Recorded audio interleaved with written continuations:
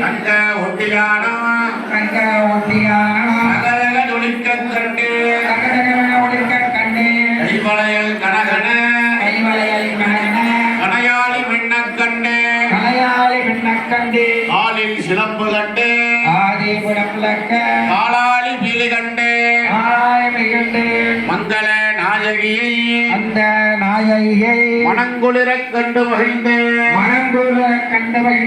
அன்னையே அருந்துணையே அருகிருந்து வாரும் அம்மா வந்த வினைகள் அகற்றி மகாபாக்கியம் தாரும் அம்மா